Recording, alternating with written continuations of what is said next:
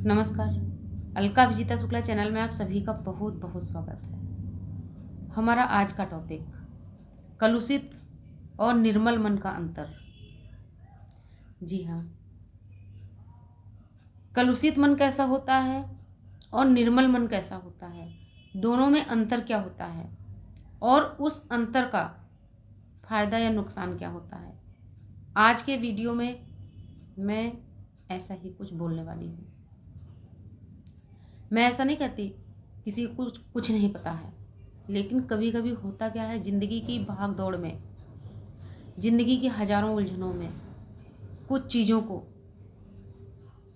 हम जानते हुए भी अनदेखा और अनसुना करते रहते हैं और उसी के दुष्परिणाम हमारे जीवन में हमारे साथ आते हैं, हमारे पास आते हैं। तो सबसे पहले हम बात करते हैं कलुषित मन की। कलुषित मन आखिर है क्या? तो कलुषित मन, जैसा कि आप देखते हैं, सभी जानते हैं, मैंने भी देखा है, मैंने अपने बचपन से अभी तक देखा। मेरे मायके का एक संयुक्त परिवार था, आज भी है। अभी तो आज की डेट में मेरे जितने भी चाचा हैं, मेरे 4 चाचा हैं, मेरे पापा को मिला के 5 भाई हैं, सभी के अलग अलग मकान बन चुके हैं, सभी अलग अलग मकानों में रहते हैं। लेकिन आज भी जब कोई त्यौहार होता है या कोई भी खुशी का अवसर होता है तो पूरा परिवार एक होता है।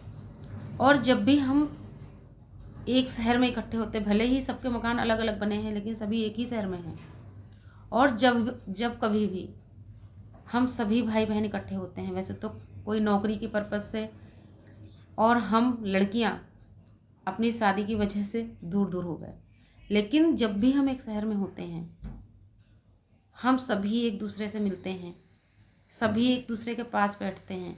और आज भी हम में इतना स्नेह है कि यदि हम खुद किसी से ना बताएं तो किसी को पता नहीं चलता कि हम में से कौन चाचा का बच्चा है, कौन ताऊ का बच्चा है, क्योंकि हमारा स्नेह देखकर कोई अंदाज़ा ही नहीं लगा सकता कि इनमें कोई चाचा या ताऊ के बच्चे हैं। हम सभी सगे भाई बहन जैसे दिखते हैं। और यदि माना जाए तो चाचा या ताऊ के बच्चे दूर के नहीं होते, वो सगे भाई बहन होते हैं। लेकिन क्या है कि जो आज की ज़िंदगी है, आज के दौर में ऐसा होने लगा है कि किसी भी रिश्ते में कोई स्नेह नहीं रह गया, परस्पर प्रेम नहीं रह गया, स्वार्थ की भावना आ गई। लोग एक दूसरे को बर्दाश्त नहीं करना चाहते। मैंने देखा हमारे बचपन में बहुत मेहमान आते थे, 4 दिन 6 दिन, यहाँ तक कि 10 दिन और महीना भर भी रहते थे, लेकिन फिर भी घर में बहुत खुशहाली होती थी। सब लोग बहुत एक दूसरे के साथ एंजॉय करते थे, हंसते थे, मजाक करते थे, लेकिन ना तो कोई किसी से नाराज़ होता था ना बुरा मानता था। अभी क्या होने लगा है, अभी अगर मैं देखती हूँ बहुत लोगों के घर में अगर कोई एक व्यक्ति आने के लिए बोल देता है तो लोगों को सबसे पहले ये चिंता सताने लगती है, इनके लिए खाना कौन बनाएगा, ये अगर लेटेंगे तो ये किस बिस्तर पे लेटेंगे, अगर सर्दी के दिनों में आ जाते हैं तो इनको कौन सा कंबल या रजाई ओढ़ने को दिया जाएगा। सबसे बड़ी टेंशन इंसान के अंदर ये तैयार हो जाती है। उसके अलावा अगर ये 2 दिन रुक गए तो 2 दिन इनके लिए चाय नाश्ता और खाना बनाना पड़ेगा, इतना कौन करेगा। उसके अलावा कुछ घरों में मैंने देखा है, जैसे ही किसी के लिए आने का फ़ोन आ जाता है या खबर मिल जाती है कि वो आने वाले हैं तो लोगों का नाक मुंह सिकुड़ने लगता है कि भाई आने वाले हैं, कौन करेगा इतना काम, क्यों आ रहे हैं, 1-2 घंटे में वापस जाएं। तो यही कलुषित मन है और इसको भी कलुषित ही मन कहेंगे। और इसके अलावा किसी के बारे में हर वक्त बुरा सोचना, किसी को हर वक्त बुरा बोलना, किसी का बुरा चाहना, सबसे बड़ा मन का कलेश यही होता है।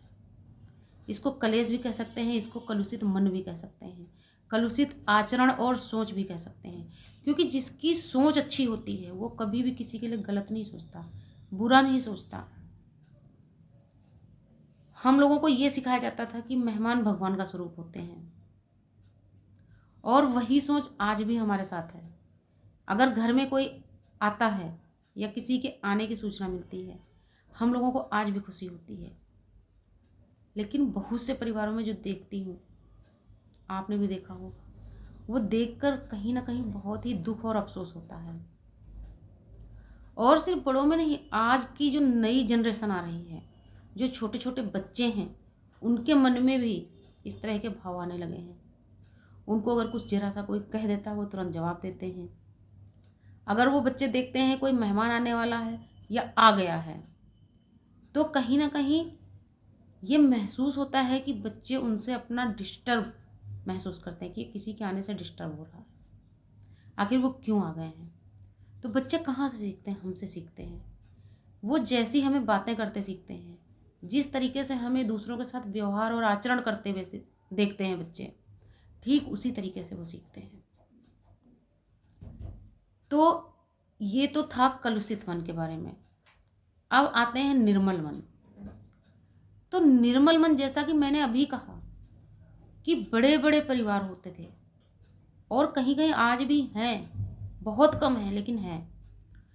तो बड़े बड़े परिवारों में 5 किलो 7 किलो 8 किलो आटे की रोटियां बनती थी, पूड़ियाँ बनती थी, पराठे बनते थे, और सब उतनी ही खुशी से मिल के बनाया करते थे और खाते थे। और इतने बड़े ही परिवार में 8-10 मेहमान भी अगर आ जाते थे, तो भी किसी तरह का कोई कलेश देखने को नहीं मिलता था, कोई मुंह नहीं सिकोड़ता था। वो था निर्मल मन।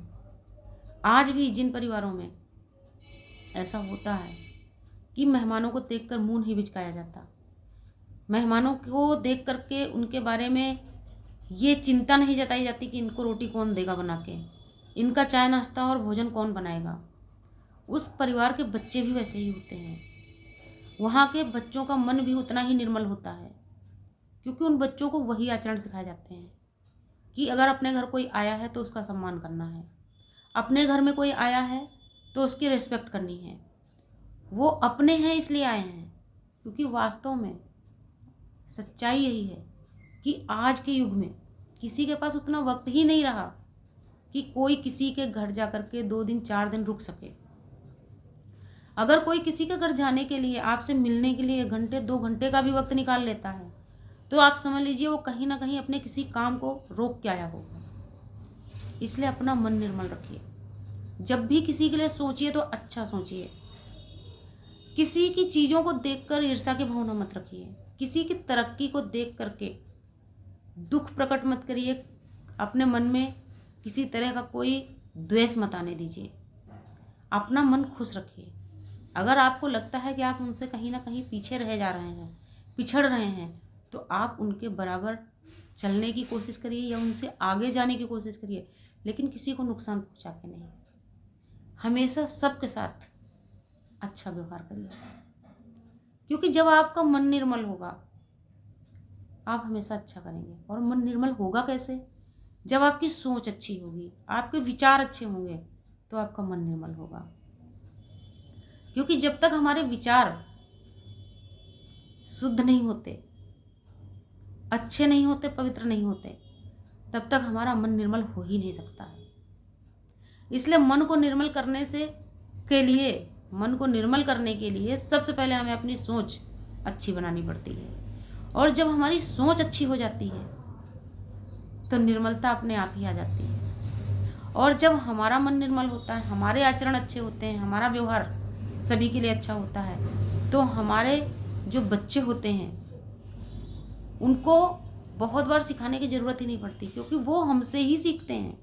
जो हम करते हैं बच्चे हम वही देखते हैं और वही सीखते हैं। बच्चों को जो हम सिखाते हैं बच्चे वैसा सीखते हैं। हाँ, वो अलग बात है कि आज की नई पीढ़ी के बच्चे कुछ थोड़े से ज़्यादा तेज होते हैं, स्मार्ट होते हैं, लेकिन यदि वो हमें अच्छा करते हुए देखते हैं तो वो अच्छा ही सीखते हैं। तो आज के वीडियो का उद्देश्य बस इतना ही है। बस अपने मन को अच्छा बनाए रखिए, मन में किसी के प्रति द्वेष मत रखिए, अच्छा करिए, अच्छा पाइए और अपने बच्चों को अच्छा सिखाइए। नमस्कार, धन्यवाद।